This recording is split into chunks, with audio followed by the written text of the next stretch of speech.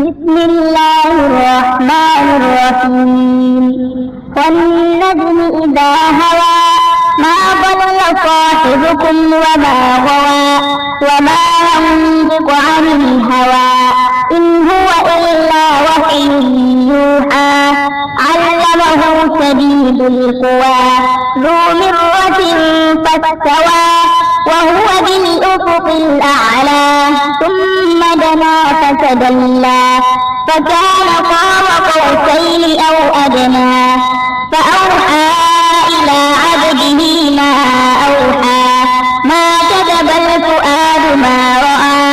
أفتمارونه على ما يرى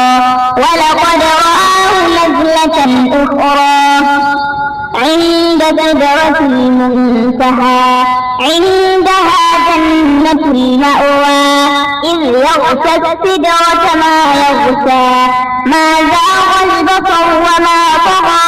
لقد رأى من آيات ربه الكبرى أفرأيتم اللات والعزى ومناة الثالثة الأخرى ألكم الذكر وله الأنثى تلك إذا قسمة ضيزى إن هي إلا أسماء سميتموها أنتم وآباؤكم ما أنزل الله بها من سلطان إن يتبعون إلا الظن وما تهوى الأنفس ولقد جاءهم من ربهم الهدى أم للإنسان ما تمنى فلله الآخرة والأولى وكم من ملك في السماوات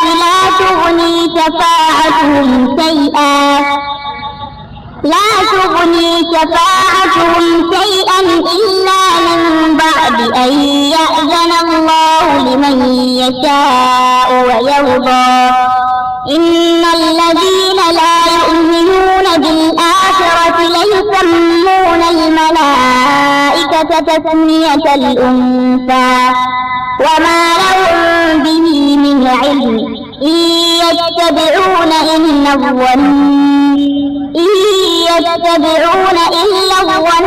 وإن الظن لا يغني من الحق شيئا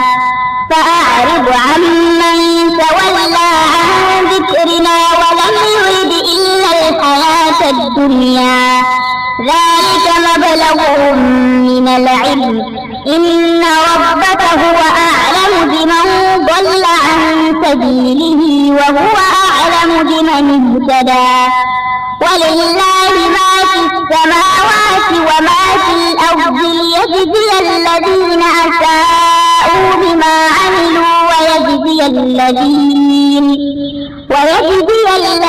أحسنوا بالحسنى الذين يجتنبون كبائر الإثم والفواحش إلا اللمم إن ربك واسع المغفرة هو أعلم بكم إذ أنشأكم من الأرض وإذ أنتم أجنة في بطون أمهاتكم فلا تزكوا أنفسكم هو أعلم بمن اتقى أفرأيت الذي تولى وأعطى قليلا وأكدى أعنده علم الغيب فهو يرى أم لم ينبأ بما في صحف موسى وإبراهيم الذي وفى ألا تزر وازرة وزر أخرى وأن ليس للإنسان إلا ما سعى وأن سعيه سوف يرى ثم يجزاه الجزاء الأوفى وأن إلى ربك المنتهى وأنه هو أضحك وأبكى وأنه هو أمات وأحيا وأنه خلق الزوجين الذكر والأنثى من نطفة إذا تمنى وأن عليه النشأة الأخرى وأنه هو أغنى وأقنى وأنه هو رب الشعرى وأنه أهلك عادا الأولى وثمود فما أبقى وقوم نوح من قبل إنهم كانوا هم أظلم وأطغى والمؤتفكة أهوى فغشاها ما غشى فبأي آلاء ربك تتمارى هذا نذير من النذر الأولى أزفت الآزفة ليس لها من دون الله كاشفة أفمن هذا الحديث تعجبون